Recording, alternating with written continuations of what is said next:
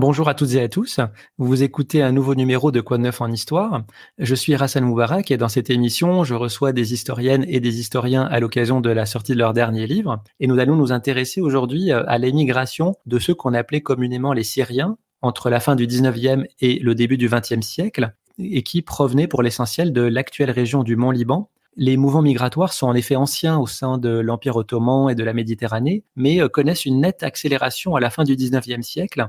Ainsi, entre les années 1880 et 1920, ce sont environ 300 000 hommes et femmes, soit l'équivalent du tiers de la population du Mont-Liban, qui vont émigrer dans le monde entier, les destinations principales étant l'Amérique du Sud et l'Amérique du Nord, et principalement au Brésil, l'Argentine et les États-Unis. Cette diaspora a beaucoup été étudiée pour sa finalité, c'est-à-dire l'installation définitive dans un pays, mais mon invité aujourd'hui, Céline Régnard, s'est intéressée au parcours des émigrés entre le point de départ et le point d'arrivée, c'est-à-dire le transit.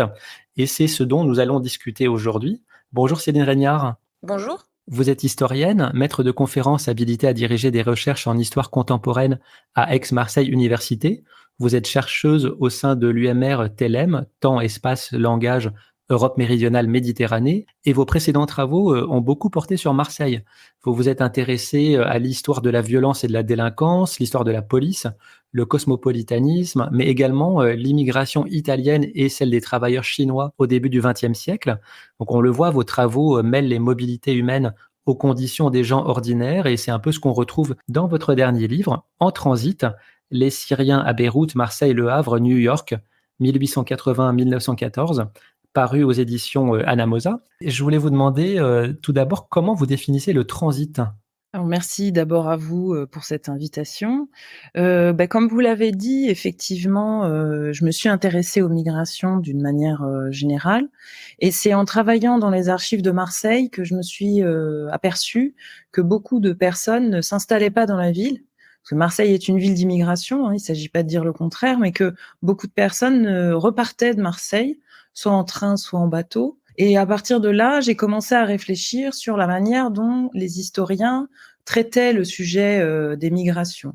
Alors, il y a depuis quelques années maintenant des travaux sur les migrations de retour. Il y a des travaux aussi sur les voyages. Mais ce qui m'intéressait, c'était de voir la richesse de l'étude du transit. C'est-à-dire, si on doit poser une définition, alors il n'y a pas de définition objective du transit, c'est-à-dire, ça c'est une question qui m'a occupée pendant quelque temps. À partir de quand peut-on dire que quelqu'un est en transit? Quelle est la durée minimale, maximale? Et puis en fait, je me suis vite rendu compte que c'était une fausse question, que le transit, c'était plutôt quelque chose qui était vécu par les individus eux-mêmes. Donc la définition qu'on peut poser, qui est assez simple, c'est est en transit quelqu'un qui a déjà effectué un premier voyage et veut en effectuer un deuxième dans le cadre d'un parcours migratoire. Et donc, il est dans une phase entre deux étapes de son parcours migratoire. Hein. C'est le passage par un territoire pour en rejoindre un autre. Vous vous intéressez à la condition des émigrés donc à Beyrouth, Marseille, Le Havre et New York. Est-ce que c'est une route qui a été empruntée par la plupart des émigrés à destination de l'Amérique? Alors oui, par un grand nombre en tout cas. Alors peut-être faut expliquer d'abord pourquoi ces 4 villes.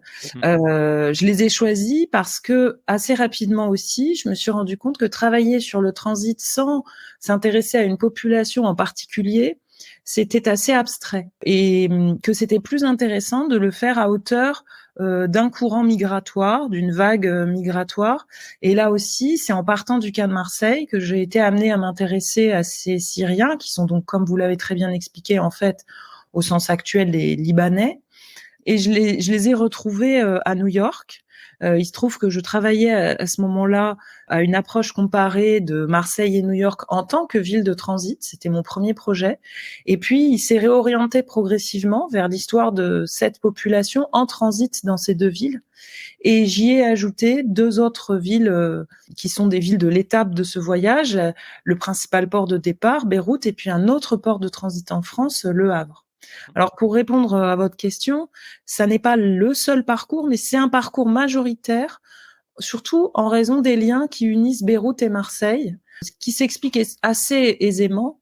En Méditerranée, les principales compagnies maritimes qui desservent les ports du pourtour de la Méditerranée sont jusqu'au début du XXe siècle des compagnies françaises. Alors, il y a aussi quelques compagnies italiennes, allemandes, anglaises, mais disons que les messageries maritimes occupent une place très très importante quand même dans cette économie et donc captent l'essentiel de ces flux.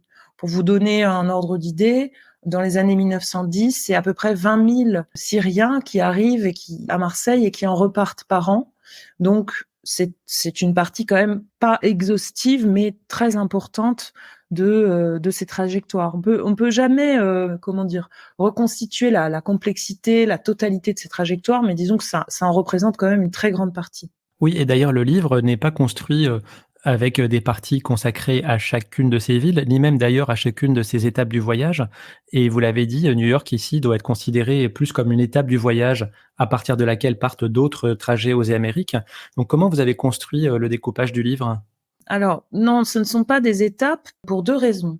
D'abord parce que, ce qui m'intéressait dans l'étude du transit, c'était de compléter l'étude des migrations et donc de déconstruire un peu l'idée qu'une migration, c'est un départ, un voyage, une arrivée. Alors certes, parfois c'est le cas, mais dans la réalité des faits, c'est beaucoup plus complexe. Les gens vont et viennent, les gens circulent, s'installent à plusieurs endroits. Donc les histoires de vie migratoire sont en fait complexes. Et étudier le transit, c'est s'intéresser à cette complexité. Par ailleurs, on retrouvait des phénomènes récurrents dans ces villes. Donc, d'un point de vue de l'argumentation du livre, ça aurait été assez inintéressant d'expliquer, alors il se passe ça à Beyrouth, et puis ensuite il se passe ça à Marseille, et puis ensuite il se passe ça au Havre. Donc, pour bien faire ressortir la thématique principale qui était vraiment la question centrale est qu'est-ce qui se passe dans les villes de transit, dans les ports de transit pour ces migrants. L'idée, c'était de prendre ces espaces de transit les uns à côté des autres, comme une étude multisituée, et d'en donner finalement la comparaison à travers une approche thématique et non pas linéaire d'un point de vue de la géographie. Par définition, cette expérience du transit est limitée dans le temps, puisqu'il ne s'agit pas d'une installation temporaire ou définitive, et ça n'est pas non plus le lieu de destination finale. Donc, est-ce que ces quelques semaines sont marquantes pour les migrants? Alors d'abord, vous dites que la phase du transit ne dure pas longtemps. J'allais dire, ça dépend pour qui. Ça dépend pour qui et ça dépend beaucoup des contextes. Moi, ce qui m'a beaucoup intéressée dans cette étude, c'est d'essayer de voir le poids, je le redis en conclusion, le poids des structures, le poids des contextes, le poids de la législation, le poids des contrôles sur les vies de ces personnes. Et plus le contexte est restrictif, plus les obstacles sont nombreux, plus le transit dure aussi.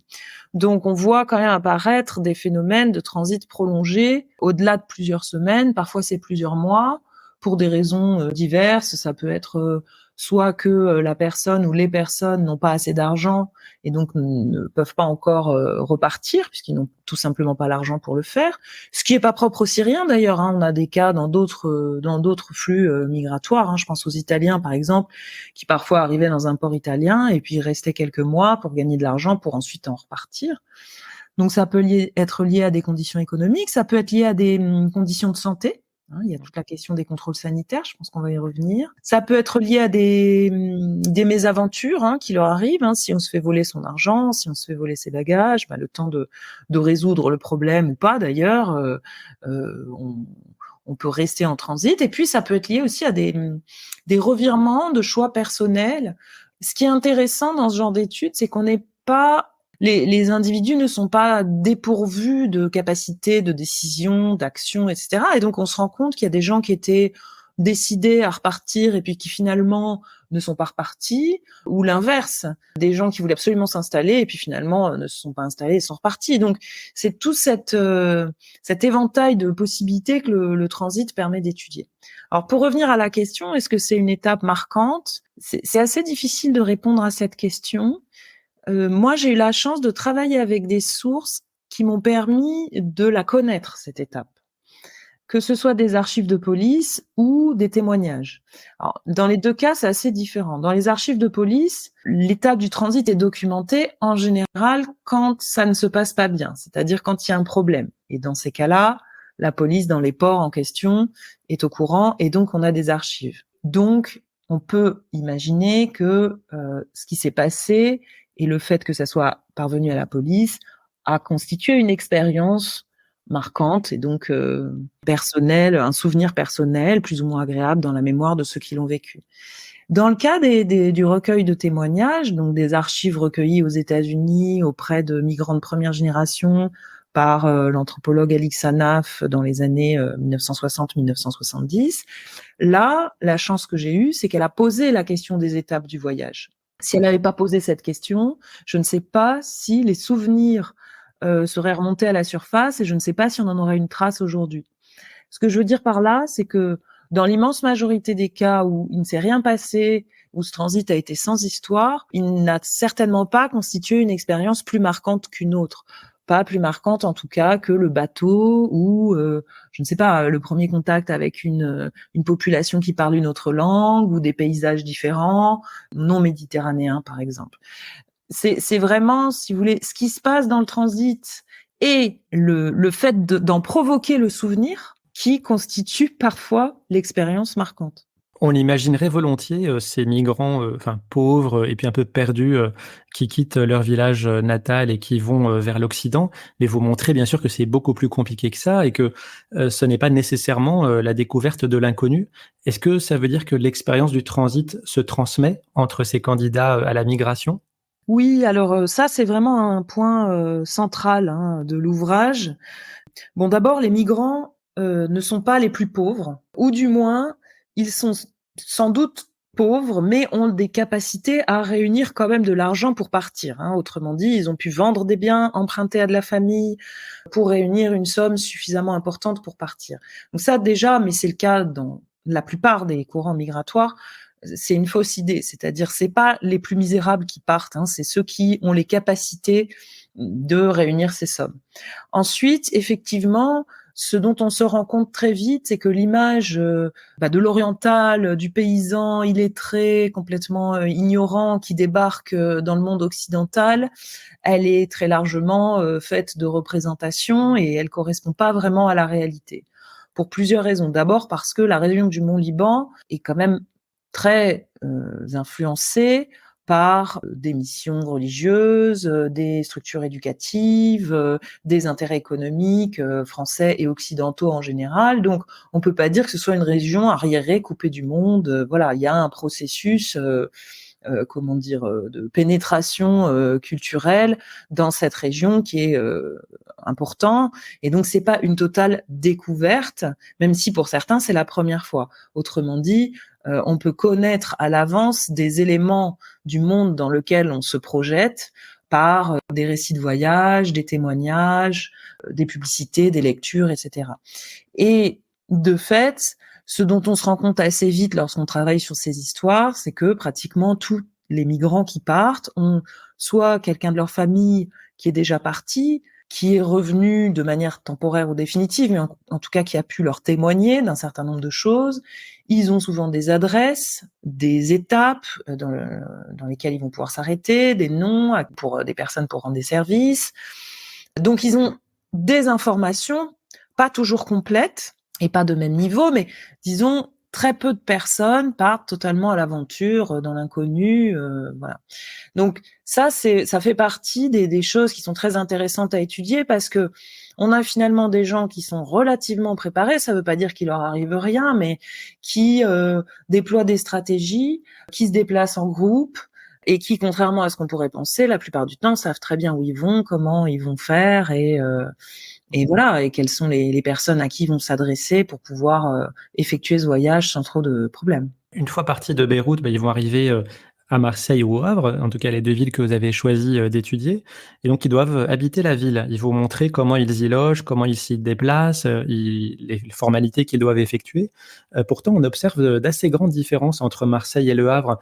Lesquelles sont les plus marquantes et à quoi tiennent-elles? Oui, alors peut-être d'abord il faut expliquer qu'ils arrivent à Marseille, hein. De Beyrouth, ils arrivent à Marseille et Le Havre est une ville, dont ils partent. Donc c'est une ville de transit, mais qu'on gagne en train depuis Marseille. Alors pourquoi Le Havre? Parce que les liaisons avec notamment New York, l'Amérique du Nord, sont beaucoup plus rapides. Donc il y en a un certain nombre qui prennent un train, puis un bateau au départ du Havre. Donc ce sont 2 villes de transit effectivement. Alors la principale différence, c'est que d'abord d'un point de vue urbain, ce sont des villes qui sont de taille complètement différente, et puis les lieux de logement et de départ des bateaux ne sont pas comparables. La principale différence, c'est qu'au Havre, le contexte d'arrivée fait que la plupart des Libanais qui arrivent au Havre ont déjà un billet combiné, c'est-à-dire qu'avec leur billet de train, ils ont un billet pour reprendre un bateau, et que ce billet combiné est un billet qui leur a été vendu en général par la compagnie maritime, en l'occurrence la Compagnie Générale Transatlantique, et donc le transit est extrêmement rapide au Havre. Il est extrêmement rapide, très bien organisé, et il y a même des infrastructures de logement. Alors ça, c'est assez tardif dans la période, mais à partir de 1908, il y a un hôtel pour émigrants au Havre qui est construit et exploité par la Compagnie Générale Transatlantique. Et donc, en fait, on a une forme de rationalisation du transit au Havre qui n'existe pas du tout à Marseille. À Marseille, les messageries maritimes acheminent les passagers jusqu'à Marseille, mais ensuite, ils sont livrés à eux-mêmes pour prendre le second bateau ou pour prendre le train. Et donc, ils doivent séjourner dans la ville dans laquelle il n'y a absolument pas de structure comparable à l'hôtel pour les émigrants, donc ils doivent se loger dans le secteur hôtelier privé. Voilà, donc c'est les principales différences entre les 2 villes. Vous montrez qu'il y a toute une économie de transit qui se crée avec des intermédiaires qui se servent en commission au passage. C'est par exemple la figure des pisteurs qui sont chargés de rabattre la clientèle vers les hôtels tenus parfois par les Syriens. Ma question, c'était est-ce que ces intermédiaires sont des Syriens ou est-ce que c'est des Français en France et des Américains à New York? Autrement dit, est-ce que ce monde de l'économie migrante, est-ce qu'il fonctionne en vase clos? Alors un peu, un peu. Alors partout où il y a des migrations, il y a des intermédiaires. Pourquoi? Parce que, les migrants, ont besoin de choses. Ils ont besoin d'acheter des billets, ils ont besoin de se loger. Dans notre cas, pour les Syriens, ils ont aussi souvent besoin d'acheter des marchandises ou d'acheter des vêtements, et donc immédiatement, si vous voulez, dans une économie comme, celle de la fin du 19e siècle, 20e siècle, il y a des intermédiaires qui se proposent à eux. Alors ces intermédiaires, ça, c'est des gens qui m'ont vraiment extrêmement intéressée. Il y a beaucoup d'archives sur eux, notamment à Marseille. Donc c'est eux qu'on appelle les pisteurs. Ils offrent des services qu'ils rendent, la plupart du temps. C'est-à-dire, c'est pas forcément une arnaque, il y a pas forcément rien derrière la proposition de service. Ils rendent ces services contre de l'argent, et puis souvent ils se font payer aussi en commission par les commerces ou les hôtels pour lesquels ils travaillent. Donc c'est des rabatteurs, c'est des intermédiaires, il y a tout un vocabulaire pour les désigner. C'est souvent des Syriens eux-mêmes installés à Marseille. Pourquoi? Tout simplement parce qu'ils savent, eux, les besoins de leurs compatriotes. Ils les connaissent exactement, ils connaissent leur culture, ils connaissent leur langue, ils savent de quoi ils ont besoin, et ils savent les orienter, leur parler, et peut-être aussi qu'ils supputent, et ils ont raison, que les migrants vont moins se méfier de quelqu'un qui parle leur langue et qui connaît, qui a les mêmes repères culturels qu'eux, qu'un parfait inconnu marseillais qui va chercher à tirer profit de leur présence. Donc, ils profitent de leur statut ce sont des compatriotes pour justement proposer ces services.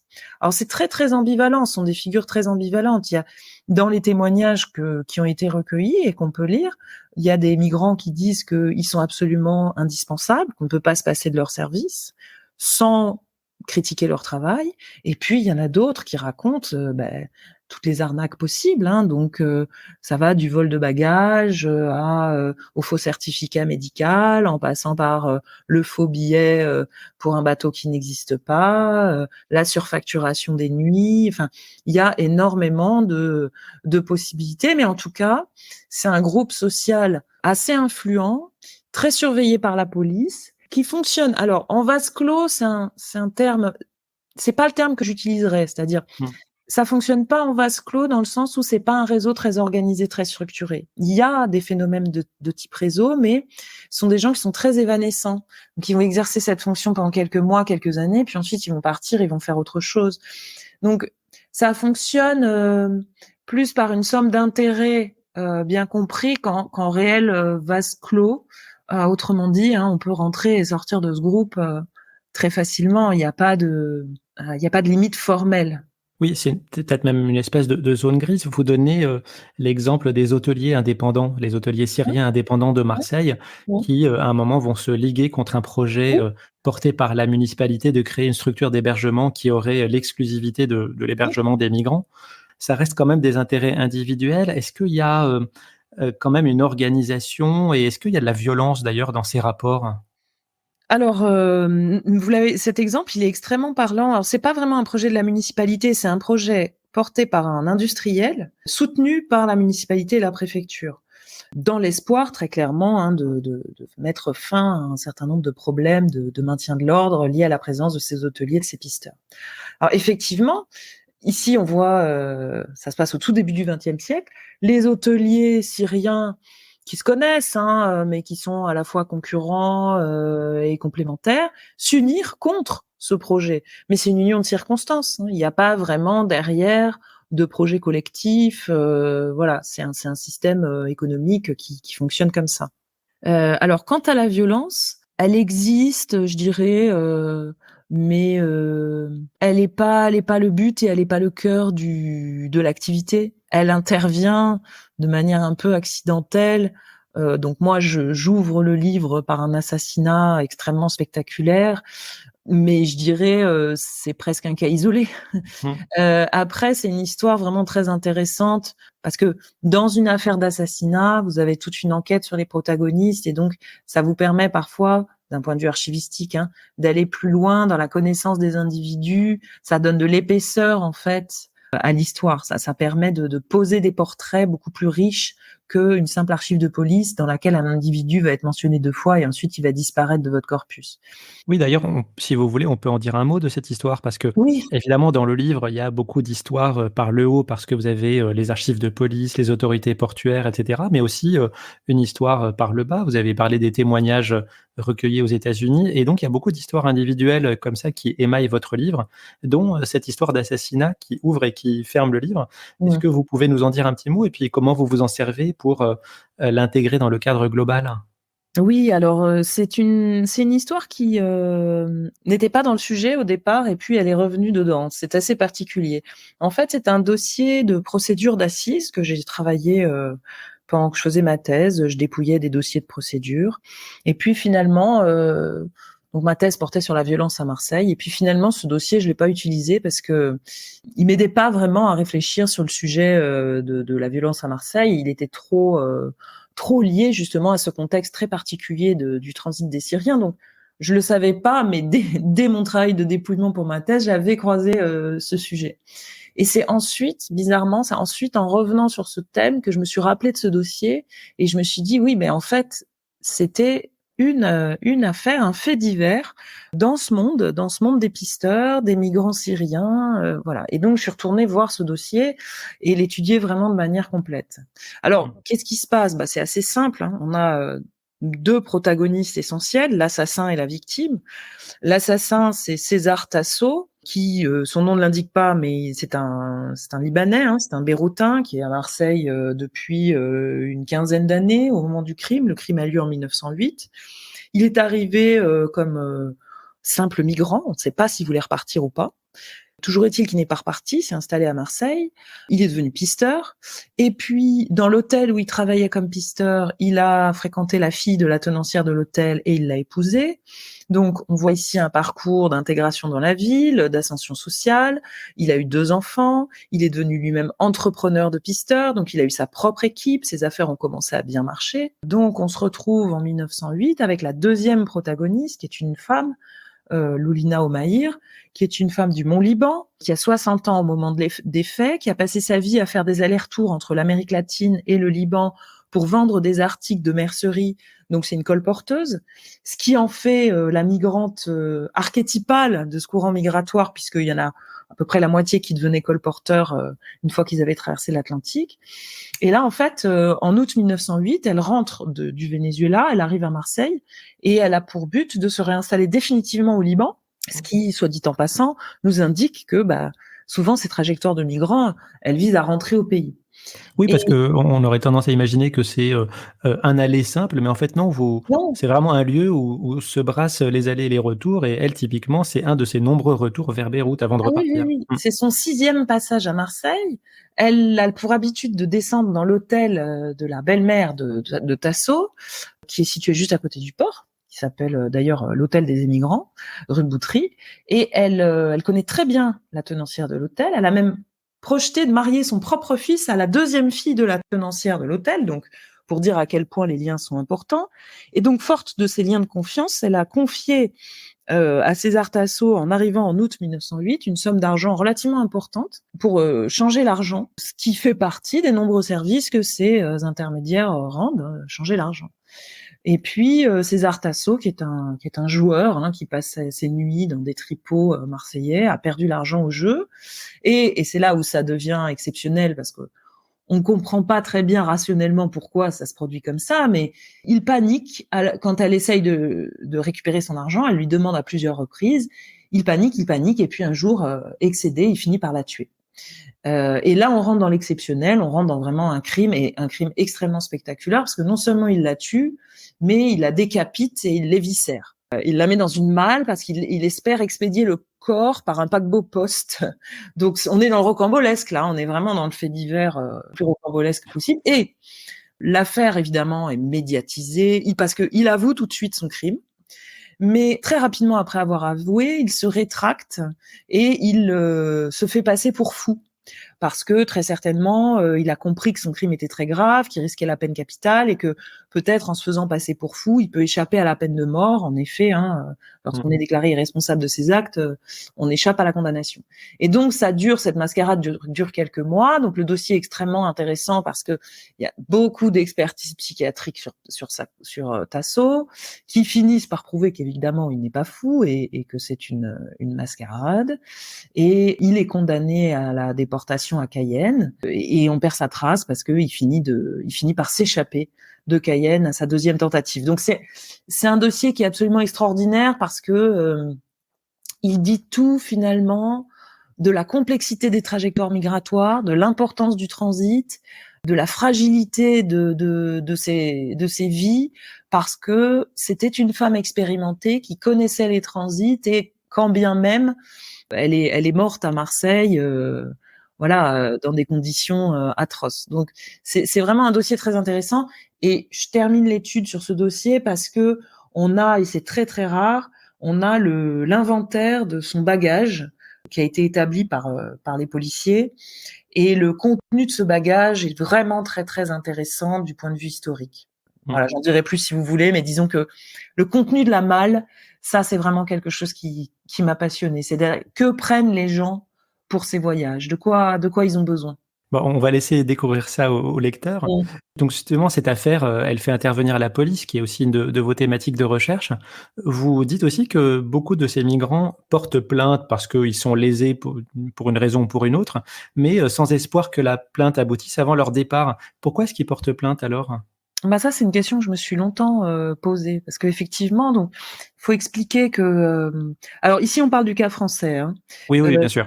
En France, depuis le Second Empire, on a créé ce qu'on appelle des commissariats à l'émigration, au port et au chemin de fer, qui sont en fait des commissariats dans les principales villes portuaires françaises, qui dépendent du ministère, des commissariats qui dépendent du ministère de l'Intérieur, et qui ont pour but de faire appliquer la réglementation sur les migrations. Quel est le but de cette réglementation? C'est de protéger les émigrants. Aujourd'hui, ça peut paraître complètement anachronique, mais le but de cette protection, c'est de préserver les intérêts évidemment économiques de la France là-dedans, puisque que ce soit les villes portuaires ou les compagnies maritimes, récupèrent des bénéfices économiques de ce transit migratoire. Il n'y a pas que les Syriens passent par la France, beaucoup de populations en provenance de l'Europe de l'Est, d'Europe centrale, voilà, notamment à l'époque où les ports italiens ou du nord de l'Europe ne sont pas encore très développés. Donc, il y a cette structure policière, législative qui existe. Et à Marseille, donc il y a un commissaire qui a son bureau place de la Joliette. Et ça aussi, c'est assez surprenant. Lorsque les migrants ont des problèmes durant ces phases de transit, très souvent, ils portent plainte. C'est-à-dire, les affaires qu'on voit passer devant la police, c'est pas uniquement de la surveillance policière ou des enquêtes qui sont menées, c'est aussi des individus qui, de leur propre chef, vont saisir la police avec leur histoire, avec ce qui leur est arrivé.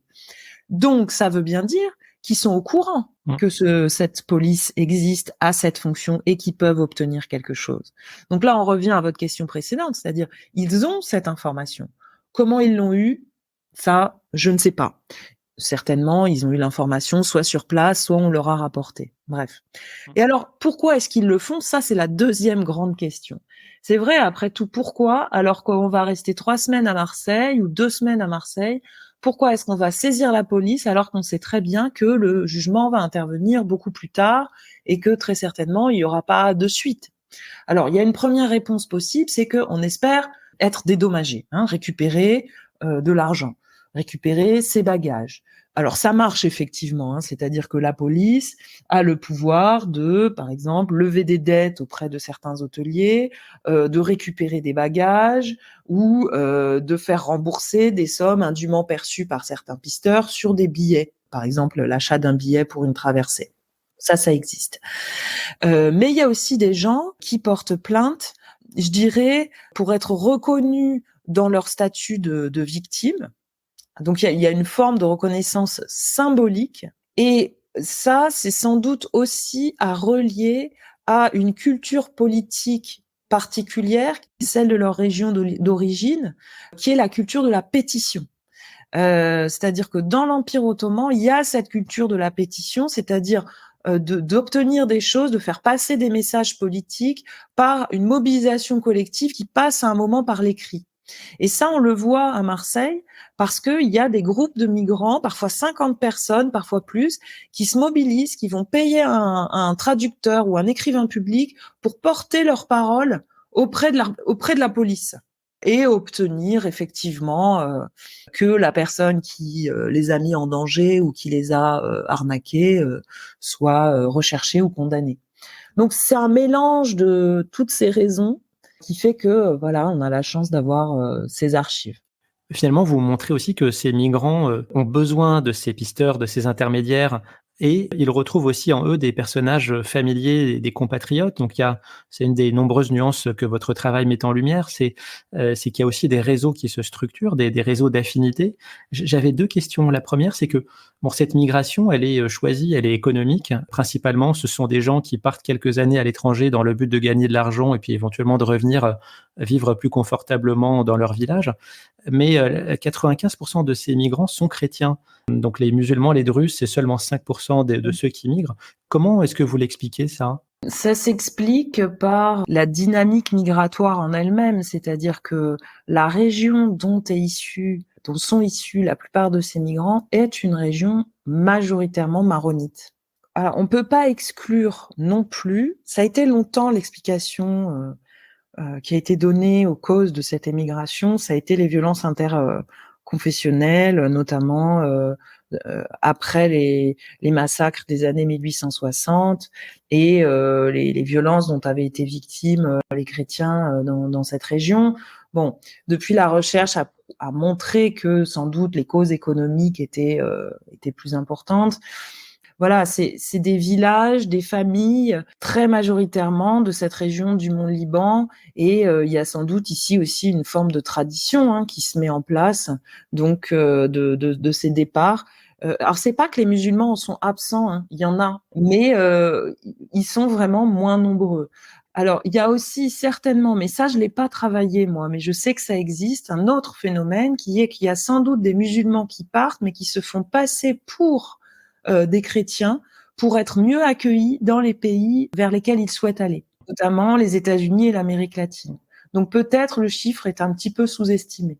Parlons des États-Unis justement. Donc à New York, il y a, vous le décrivez, un quartier syrien qui est dans le sud-ouest de Manhattan, et donc non loin de l'endroit où débarquent les migrants après leur passage à Ellis Island. Donc c'est autour de Washington Street pour ceux qui connaissent. Est-ce qu'on a un équivalent d'ailleurs à Marseille d'un quartier spécifiquement syrien? Et sinon, pourquoi est-ce que ça se constitue à New York alors que New York n'est souvent qu'une étape de passage? Alors, c'est une question très intéressante. Donc non, il y a pas l'équivalent à Marseille. Il y a une forte concentration d'hôtels, dans lesquels ils s'arrêtent dans, les vieux quartiers, hein, que ce soit, les Carmes, le Vieux-Port, le Panier, mais il y a pas de quartier syrien à Marseille. De toute façon, il y a pas de quartier ethnique, hein, à Marseille.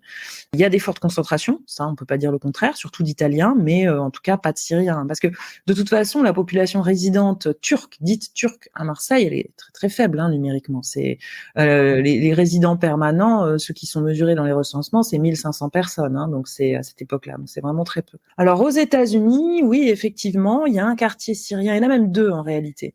Il y a un premier quartier syrien qui se constitue à Manhattan, donc pointe sud de Manhattan, juste à côté de Battery Park, autour de Washington Street.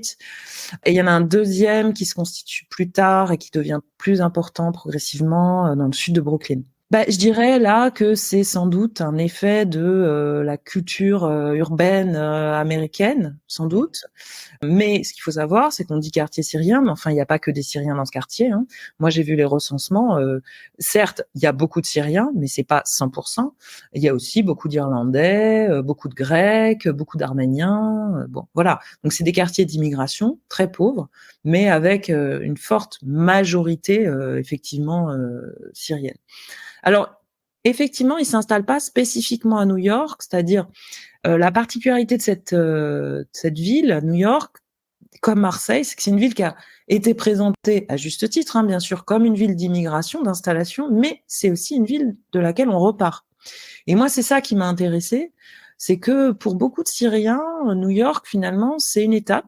C'est une étape très importante parce que souvent, ils ont un membre de la famille qui est là ou des connaissances, donc ça va leur permettre de repartir assez rapidement tout en ayant changé de l'argent, récupéré des adresses, constitué un stock de marchandises à vendre, etc. Donc, c'est un quartier qui fonctionne aussi comme une sorte de cœur battant de toute une économie faite de grossistes, semi-grossistes, petits détaillants, de vente, voilà, d'articles divers, d'épicerie ou de petits objets, de mercerie, de quincaillerie. Et c'est un quartier qui fonctionne aussi comme une sorte de sas. On peut trouver facilement à se loger chez des compatriotes. C'est un quartier qui fonctionne comme un repère culturel. Hein. On y cuisine la nourriture du pays. Il y a des associations qui sont créées. Il y a des institutions charitables qui sont créées. C'est aussi là qu'est créée la première publication, le premier journal en langue arabe à New York. C'est vraiment une sorte de petit Liban ou de petite Syrie dans ces quelques rues. C'est pas beaucoup de personnes, mais ça a une importance symbolique très forte. Pour débarquer à New York, il faut passer, le barrage, d'Ellis Island, et vous racontez, les contrôles qu'ils subissent. Alors c'est beaucoup de contrôles administratifs, prouver qui on est, quel est le contact, au point d'arrivée, est-ce qu'on a un minimum d'argent, et aussi un examen sanitaire, notamment pour rechercher des troubles, oculaires, et le trachome, qui est une infection, qui peut entraîner une cécité et qui était, très fréquente, très endémique au Mont-Liban à cette époque. Et est-ce que dans les témoignages, est-ce que vous avez l'impression que c'est une étape majeure, enfin très marquante de leur transit? Parce que c'est vrai que c'est un risque qu'en quelques minutes, tout le périple s'arrête, même si au final, dans les statistiques, très peu sont refoulés. Mais est-ce que dans ce qu'il en reste, même 20-30 années après, est-ce que ce passage à Ellis Island est une expérience fondamentale pour ces migrants?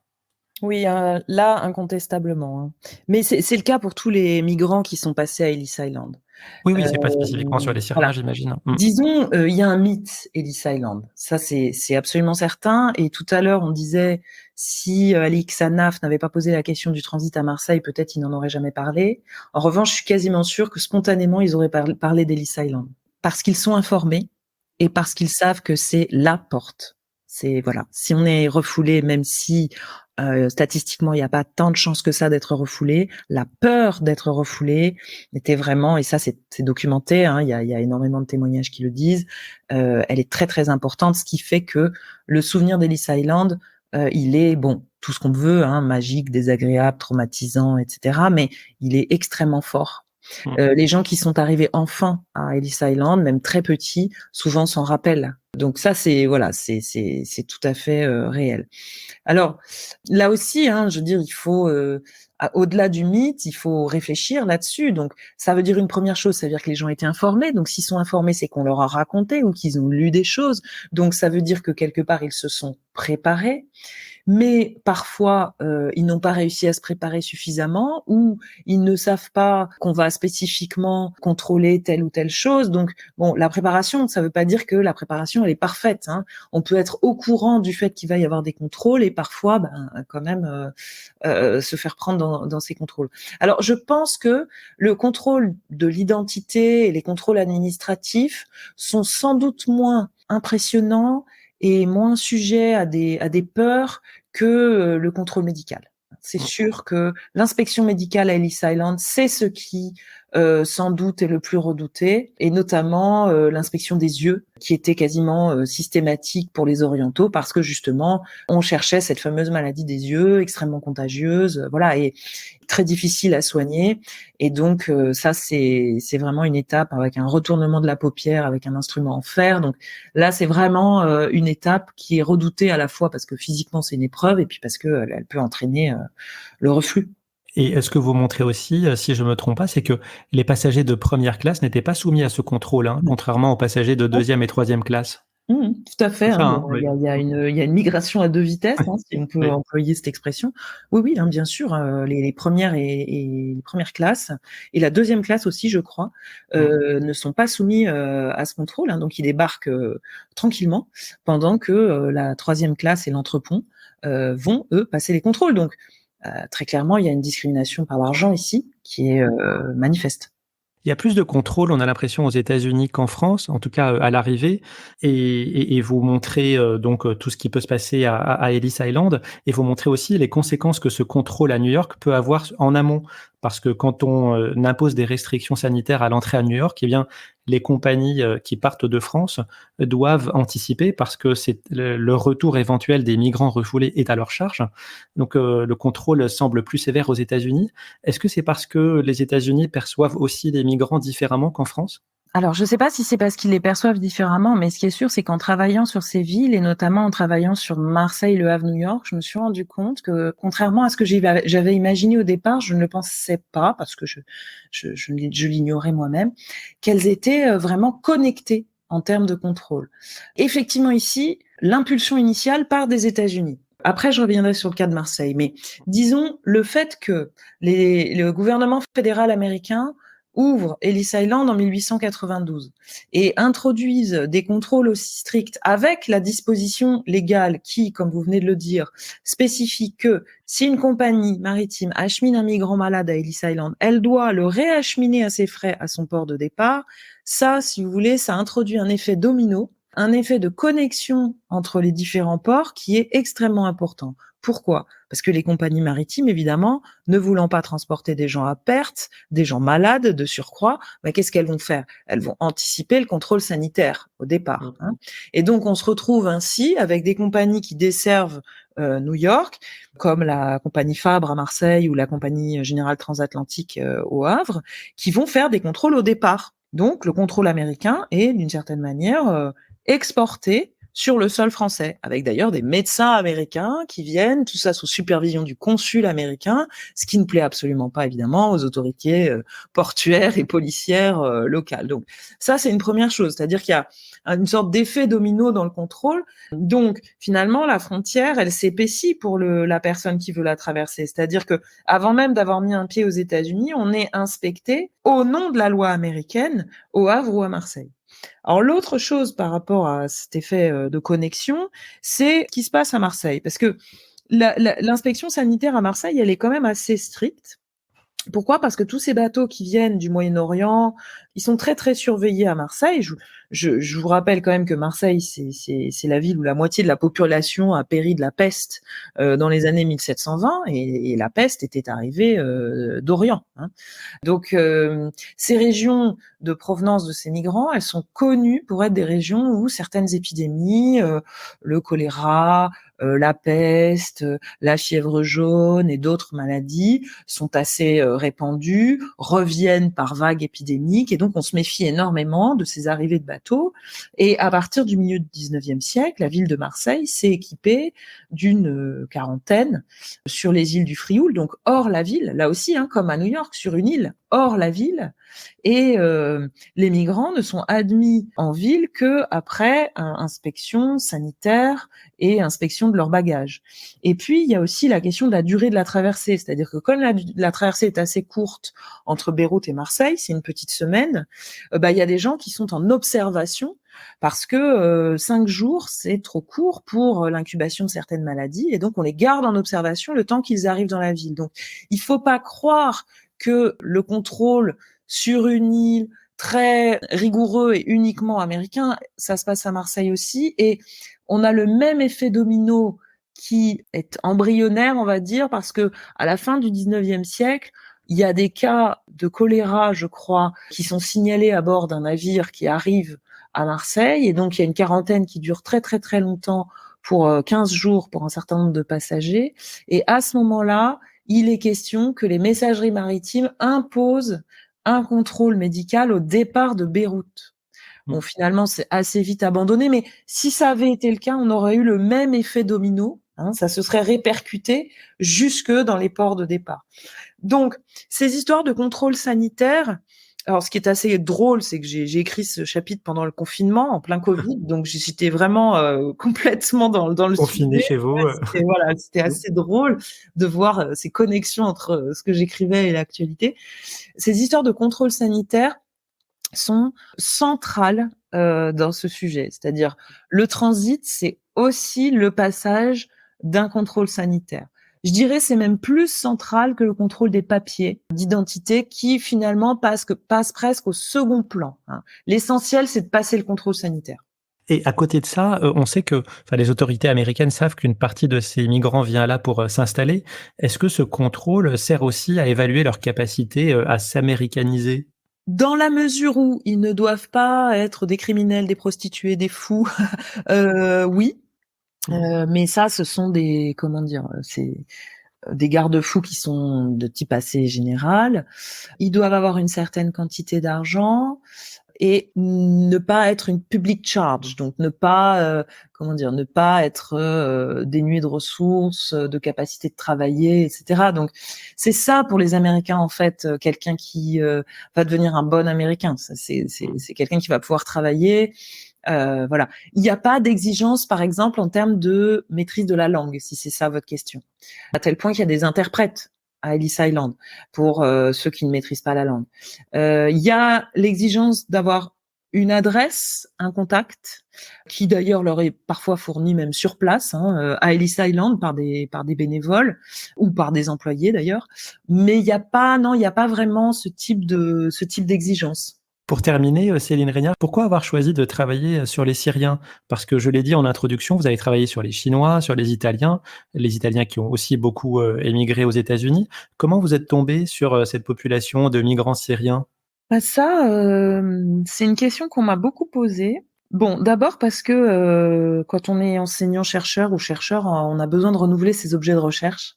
Et puis parce que, ça m'a paru être une population en transit à Marseille justement, et que j'avais essayé un petit peu sur les Italiens. J'ai fait quelques recherches sur le transit des Italiens, mais qui m'ont pas menée très loin parce que très très vite les ports italiens se développent et finalement ils transitent plus par Marseille. Les Italiens, à partir des années 1900, c'est terminé, ils partent directement d'Italie. Donc, si je voulais étudier le transit migratoire, c'était vraiment une population très intéressante. Alors, j'aurais pu prendre les Grecs aussi, parce qu'il y a pas mal de Grecs qui passent à Marseille à ce moment-là, ou les Arméniens avant la Première Guerre mondiale. Bon, j'ai choisi les Syriens, surtout j'allais vous dire, c'est quand même des circonstances. Parce que je les ai retrouvés aux États-Unis et qu'à ce moment-là, je travaillais beaucoup sur l'histoire de New York et j'ai trouvé l'histoire de ce quartier syrien et je me suis dit: «Ça fait quand même beaucoup de coïncidences» et voilà et je sais pas, je les ai aimés. Ils m'ont plu. D'accord. Ils Ah m'ont bah, très bien. touchée, ils m'ont touchée. Enfin, c'est ça aussi la recherche, en histoire, c'est Oui. faut se laisser toucher par ces sujets. Ils m'ont touchée, ils m'ont émue. Après, voilà, j'ai repensé à cette histoire, ce crime-là, dont je vous ai parlé. Je me suis intéressée à leur histoire et ça m'a plu, quoi. Ça m'a plu cette population, elle m'a émue. Ah bah, de toute façon, je ne peux être qu'être d'accord avec vous, hein. Je comprends tout à fait que vous ayez Mmh. pu vous y intéresser.